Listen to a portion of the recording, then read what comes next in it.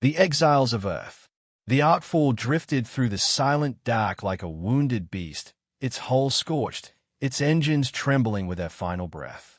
Inside, hundreds of exiles, rebels, scientists, soldiers, hackers, and those who simply questioned too loudly, waited in tense silence.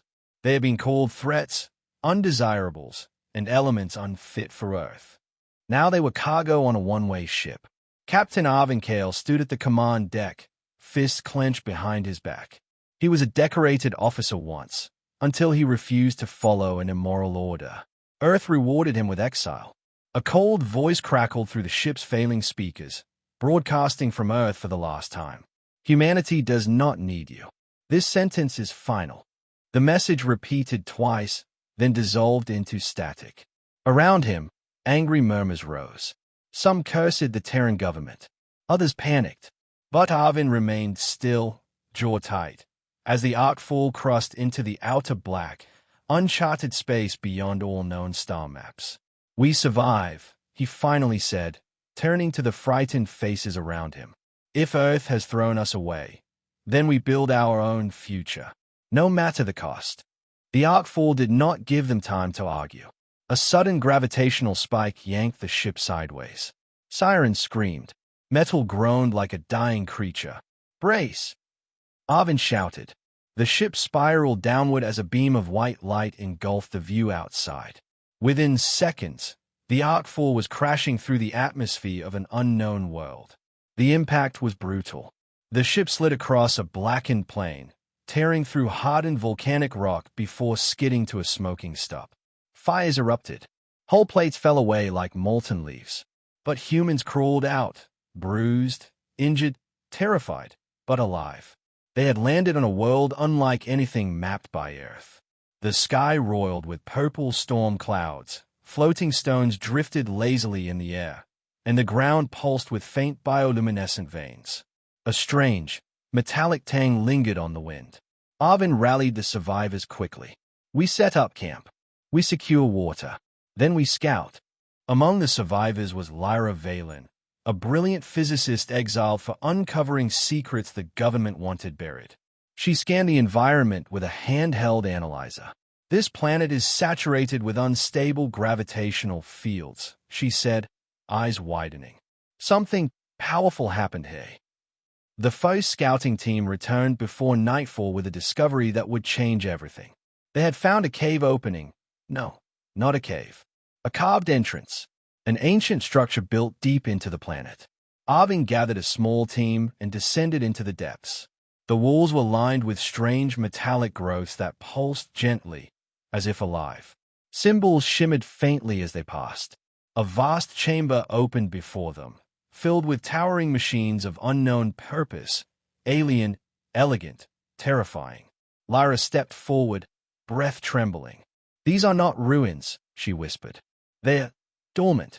A sudden hum rippled through the air. Lights ignited, one by one, like stars waking from a long sleep. A voice echoed through the chamber. Not human, not machine, a whisper in a forgotten tongue, then translated into something that chilled every spine. New carries detected. Evolution resumes.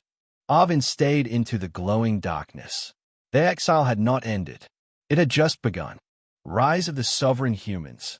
4 weeks after the awakening beneath Vorgan 3, the exiles lived between fear and wonder. The ancient structures they had uncovered stretched for kilometers. Endless halls, gravitational machines suspended in mid-air, and seamless alloy surfaces older than human civilization itself. The alien AI they called the Velorian Echo did not attack them, but it observed everything with cold, calculating precision. Arvincale established a strict routine. "We learn," he told the survivors. "We adapt. We do not fear the unknown. We master it." His voice became the pillar their new world rested upon. Life on Vorgan 3 was harsh. The planet's storms could tear metal apart. Gravity shifted unpredictably, causing stones to float and collapse without warning. The ground emitted bursts of radiation that would have killed ordinary humans. But the exiles were not ordinary anymore. Weeks of exposure revealed something strange.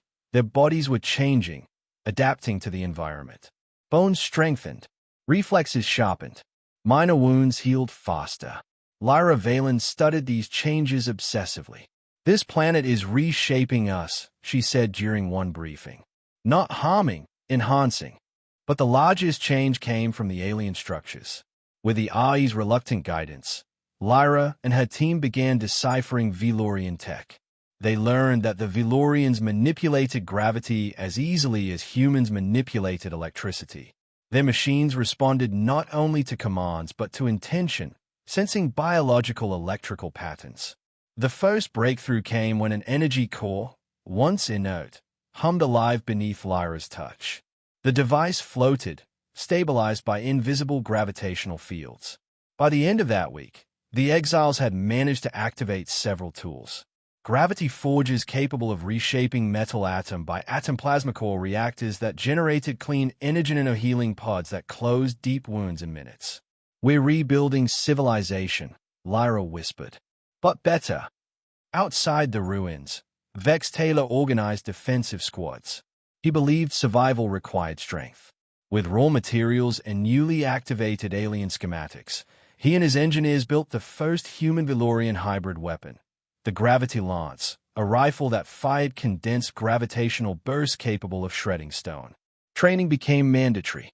Every exile learned to survive, to fight, to contribute. Hunger became manageable. Fear faded. Purpose replaced despair.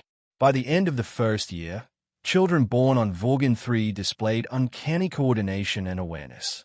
They laughed in low gravity, adapted effortlessly to shifting terrain, and could sense gravitational distortions before they occurred.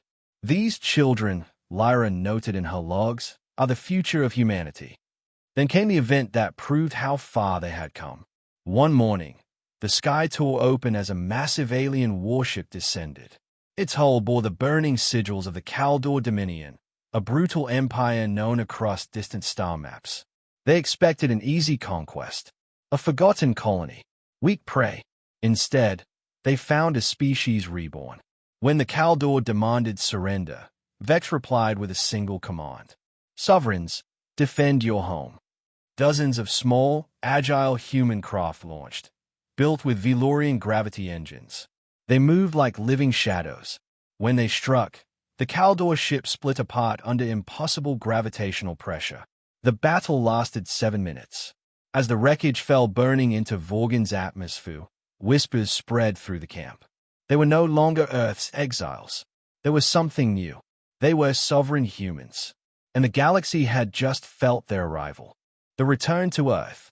The Terran diplomatic vessel touched down on Fortress Vora's landing deck with the nervousness of a child approaching a long-abandoned parent.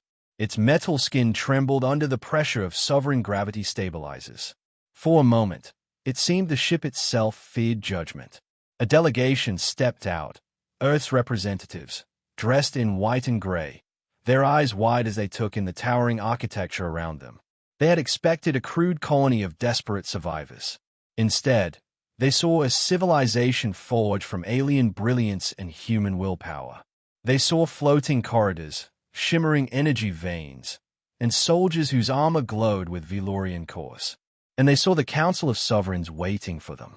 At the center stood Arvin Kale's descendant, Seren Kale, High Sovereign, tall, stained, and bearing the unmistakable physical traits of generations born on Vorgan 3, she regarded the Terrans with a cold, unreadable expression. "You abandoned our ancestors," Seren said without ceremony. "Why are you here?" The Terran leader swallowed hard. We are here to apologize. Centuries ago, mistakes were made. We were misled by leaders who no longer exist. The exile was unjust." Lyra, standing behind the council, tapped a console. A hologram shimmered into existence, the original broadcast Earth sent into the Arkfall centuries ago. "Humanity does not need you." The Earth delegation flinched. "Do not speak of mistakes," Seren said. "Speak of truth." The Terran envoy lowered his head. "Then here is the truth: Earth is dying. We face a threat we cannot defeat. A force known as the Ether Swarm, a species of living plasma that devours stars and fleets. They are expanding across the core worlds. We came to seek your assistance." The word assistance hovered in the air like a fragile hope. Immediately, the council chamber erupted in debate. Vex Taylor's successor, Commander Rail, stepped forward. Why help them? They sentenced our ancestors to death. Let them face their fate. Others murmured agreement. Old wounds still bled beneath the polished floors. But Lyra raised her voice. We are not what Earth cast away. We are something greater. If humanity remains divided, both sides will fall. The chamber fell into thoughtful silence. Then Seren Kale activated a final recording, one kept hidden until this moment. It was Arvin Kale's final message before his death, recovered from fragmented data logs. If we rise as humans, not as exiles. Our strength means nothing if we use it only for vengeance. The weight of those words shifted the room. Slowly, Seren turned to the Terrans. We will aid you. But hear this, Earth is not our master. We are equals, or we are nothing. The envoy nodded, tears of relief in his eyes. Soon, the Titan Armada mobilized. Massive dreadnoughts, gravita-forged and Velorian-powered, aligned beside Earth's battered fleets. Together, they faced the Ether Swarm in a battle that stretched across the stars, rifts of golden gravity clashing with living plasma storms. The Sovereign flagship, Titan Prime, unleashed a gravitational pulse that shattered the swarm's core entity. In a blinding flash, the threat ended. When silence returned to the galaxy, something unprecedented happened. Earth did not return to dominance. It joined the Sovereign Empire. Two branches of humanity, abandoned and abandoners, became one again. And as Seren Kale looked out across the united fleets, she whispered the truth their ancestors had earned. From exiles to the strongest empire in the stars, the galaxy would remember humanity not for its origins, but for what it became. The empire that shouldn't exist. Victory over the Kaldor Dominion changed everything. What began as whispers around campfires soon transformed into a unified belief. They were no longer fighting to survive. They were building to endure. The Exiles, strengthened by Vorgan III and armed with Velorian technology, stepped into a new identity, the Sovereign Humans. Their first goal was expansion. Using Velorian gravitational schematics, Lyra and her engineers constructed the Hypergrave Gate, a sleek archway of shimmering alloy capable of folding space. It was the first human-made jump network in history. When it activated, sending a scout ship across 3 star systems instantly, the camp erupted in celebration. Within a decade, the Sovereign Humans spread across the Outer Black. They colonized barren worlds, mined asteroid belts, and turned moons into shipyards. They planted the banner of the Sovereign Empire on every world they touched. At the center of this newborn empire rose Fortress Vora, a vast artificial world forged from an alloy stronger than any Terran metal. It housed billions, its cities lit with cerulean energy flowing through Velorian conduits. Defensive cannons lined its surface, capable of warping gravity itself.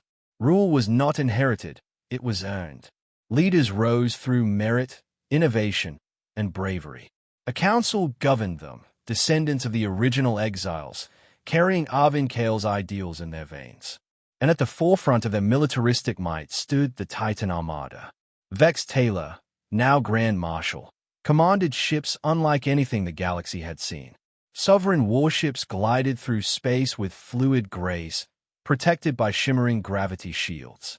Fighters danced around enemies, bending physics to their will.